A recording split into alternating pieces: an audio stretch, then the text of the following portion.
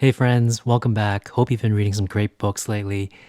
What I've got in front of me here are the four omnibuses that collect the entire 10-year run of Master of Kung Fu, Shang Chi's first and longest running comic book series.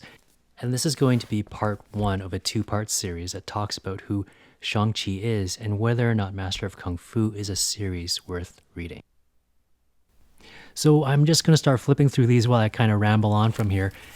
Master of Kung Fu ran from 1973 to 1983, and despite having such a long run, I'd say Shang-Chi is still a fairly obscure character today because once the Kung Fu craze died down at the end of the 70s and this series was cancelled, he just kind of faded away and you didn't see much of Shang-Chi again in the Marvel Universe. Obviously, that's going to change now. Everybody's going to know who he is because of the MCU. Marvel definitely has some plans for him up there in the movies. And I gotta say, I think that's really exciting to see this happening with the Marvel movies. I'm Asian, westernized Asian, whatever you want to call it. And I remember being a kid in the 80s, looking around at movies, television, cartoons, comics, what have you, looking for that hero or that sort of fictional role model that looked like me, someone I could immediately identify with. And I never found it.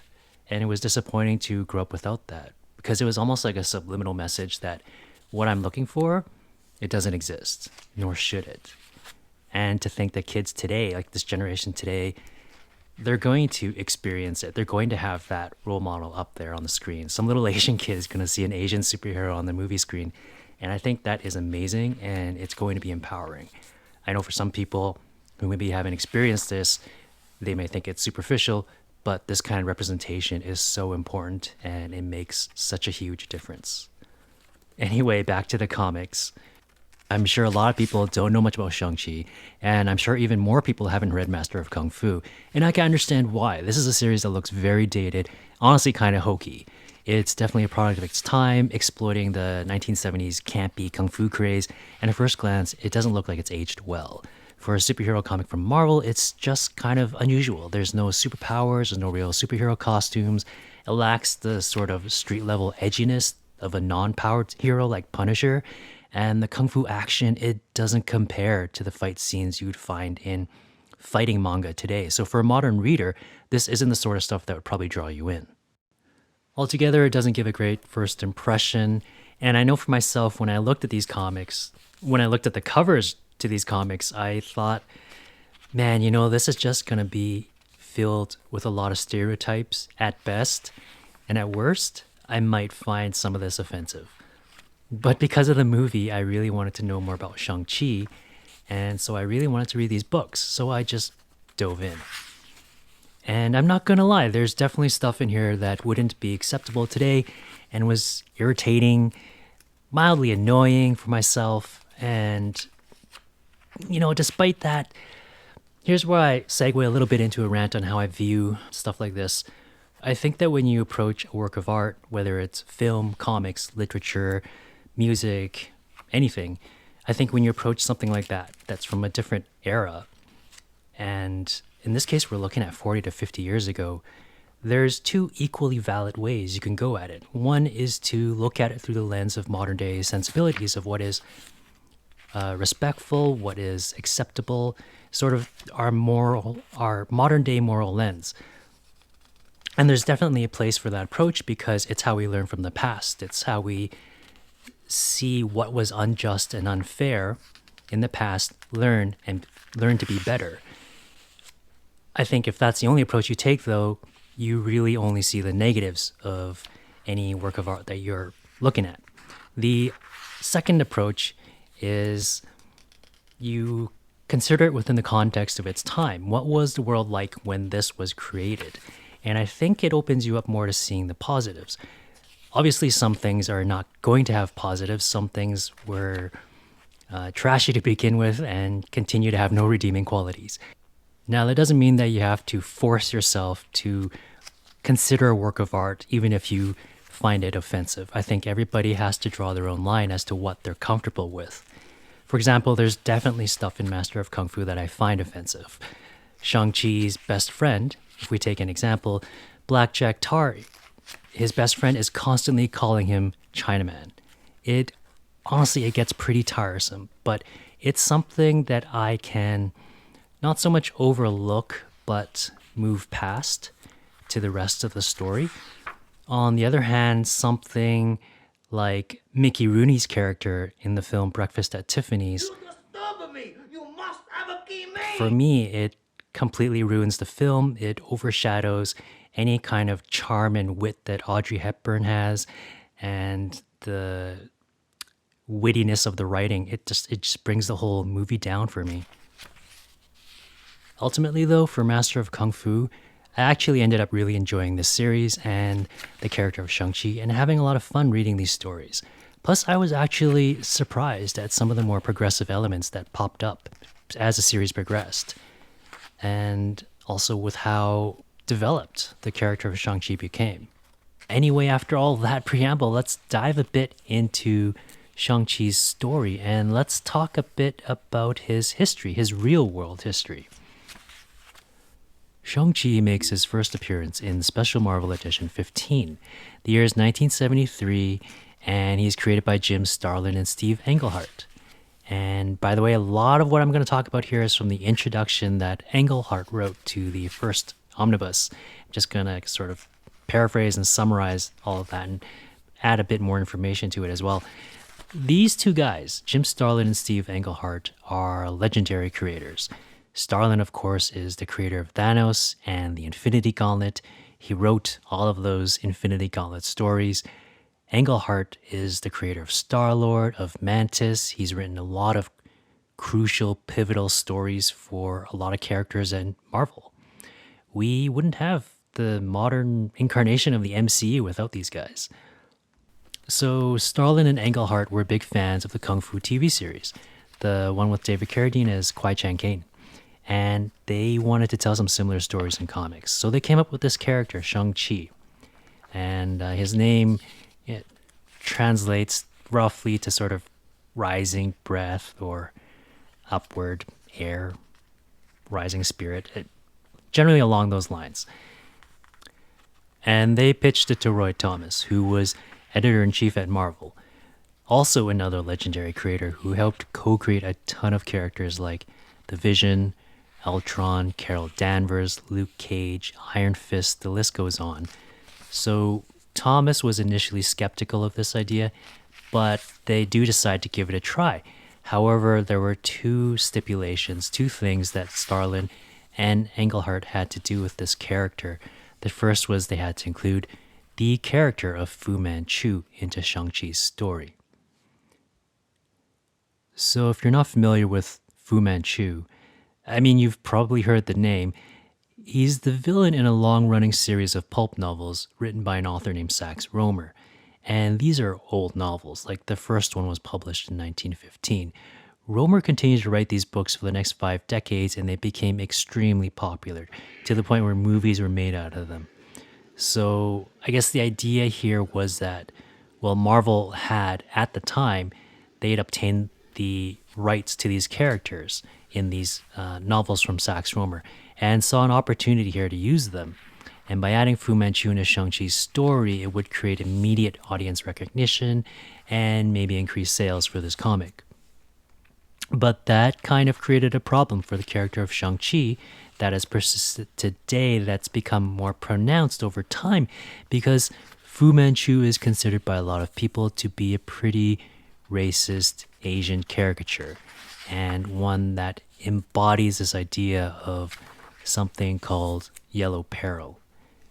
Yellow peril, that's a phrase and an idea that was created around the turn of the 20th century that was used to discriminate and denigrate and vilify people from East Asia. It was even used as an argument for invading and colonizing Asia. Literally, in the first novel written by Sax Rohmer, Fu Manchu is described as yellow peril incarnate. So it's a pretty loaded term, and there's tons of history there and lots of material about it if you want to learn more. But suffice to say, it is a form or a consequence of racist xenophobia. But it gets worse, because Fu Manchu, probably from the popularity of the novels, actually becomes the basis for the whole archetype of the supervillain from Asia. So, like, you basically see versions of this guy in different properties across media down through the decades. Just his appearance alone has become a template for so many villains. I mean, let's break it down. He's got sharp angular eyes, the traditional robes, the long fingernails, and most famously, the long, thin mustache that goes down both sides of his chin. Even today, that's often called the Fu Manchu. So now take a look at someone like Ming the Merciless in Flash Gordon, or the Mandarin, one of Iron Man's arch enemies. Check out his first appearance. He's basically Fu Manchu in a mask with 10 rings on his fingers. How about the bad guy in Big Trouble in Little China?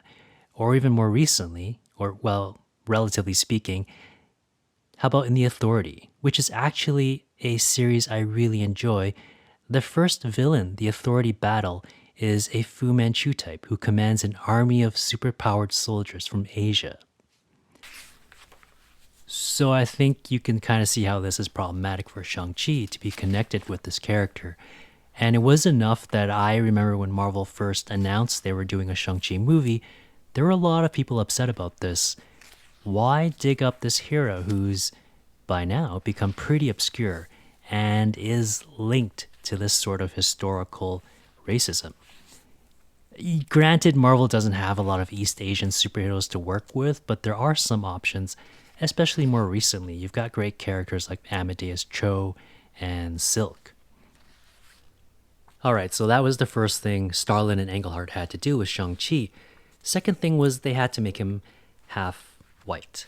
And I don't really know what to say about that. I guess if I'm speculating, it's maybe a result of not believing that a 100% Asian lead would be feasible in the 70s. It's a bit like the story of how Bruce Lee had pitched an idea for a show like Kung Fu, and this was before that show was even made. And the concept was for Bruce Lee to be the lead, like the star in that show, but there was skepticism over having an Asian lead in a primetime American television show. So ultimately, the studios turned it down. Bruce Lee went to Hong Kong to make movies, and then the studio turned around and made Kung Fu and cast David Carradine as Kwai Chang Caine.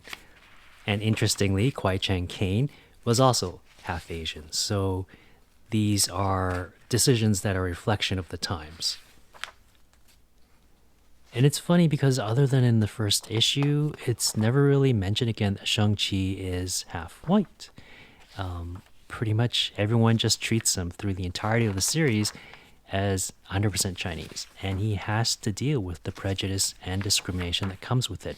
And even when he refers to himself, he never mentions that he's half white. He considers the way he talks about himself is he is fully East Asian.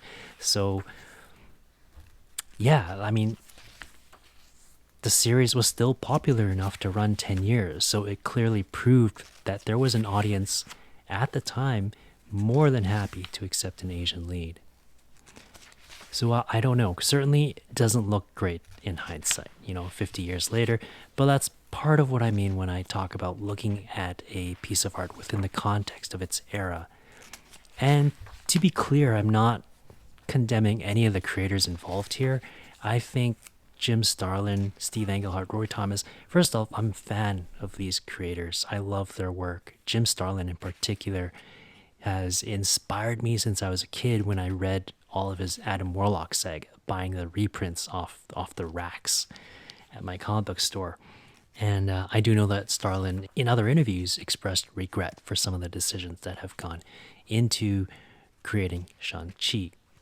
So I do think that these were creators who were working with what they knew, what they had as, I guess, constraints or boundaries placed on them within their time. And even, unknowingly, right? As we've progressed through the decades, there's been things said, jokes told, words used in television and movies made since then in the 80s, 90s, even in the 2000s. There's stuff that would not fly today in 2021. So We learn from the past, we change, we evolve, hopefully, and we become better for it. So ultimately, I think all of this is it's a reflection of the times, and it's unfortunate in hindsight, but I don't feel like that makes this comic unworthy of being read. So anyway, Shang-Chi, he makes his debut in Marvel Special Edition 15. He gets to headline the next issue with 16, and by then things are going pretty well.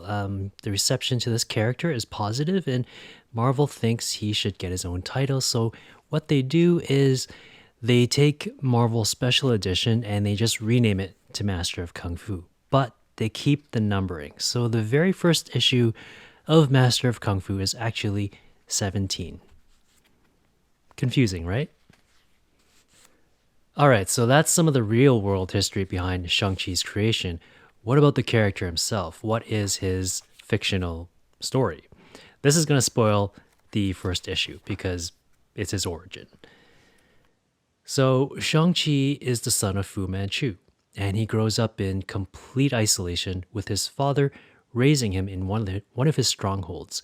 He's trained by some of Fu Manchu's top lieutenants to become the world's deadliest fighter and possibly an heir to his criminal empire. Shang-Chi doesn't know that his father's a bad guy, though. He thinks that Fu Manchu is actually working for the good of humanity. He's just been indoctrinated by Fu Manchu and the teachers he's assigned to Shang-Chi. When Shang-Chi comes of age, Fu Manchu sends him on a mission to assassinate a man named Petrie, who is a scientist who worked with MI6 for decades to foil Fu Manchu's various schemes and plots to take over the world. Shang-Chi tracks Petrie down and thinking he'd find some enemy of his father, he instead finds an old, decrepit man who's pretty much on his deathbed. Suddenly, Shang-Chi has a crisis of conscience. He doesn't understand how this harmless old man could pose a threat to his father and why he's been sent to take his life. Turns out Shang-Chi's a gentle soul. He's a bit of a pacifist. He hesitates. But then his training takes over, his indoctrination takes over, and he finishes the job and kills Dr. Petrie. Immediately after this, he meets Sir Dennis Nayland Smith, who is a colleague of Petrie's.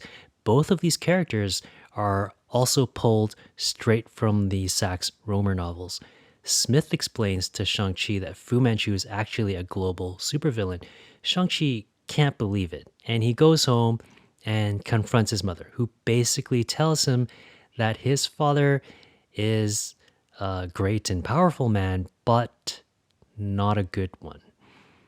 Feeling distraught and betrayed, Shang-Chi fights his way to the top of the stronghold, defeating his former teachers and confronts his father, basically laying down an ultimatum. He tells Fu Manchu that he wants nothing to do with him anymore and that he's leaving and he's never coming back. So Shang-Chi ventures out into the world, meeting enemies, making allies, and of course, dealing with the consequences of betraying his father. And we get the start of what I think is a run of pretty fun, entertaining, and memorable comics. So I'm going to wrap up this video here. Part 2 will be coming shortly, and in that video I will go more in depth into the Master of Kung Fu series, as well as reasons for why I think it's worth reading, plus a recommendation on where to start and what to read. So thanks so much for watching. I hope that you found this interesting. If you liked it, feel free to hit the subscribe button. I love comics and I just want to share my passion for it. So keep an eye out for part 2. Thanks again for stopping by. Happy reading, my friends, and I will talk to you soon.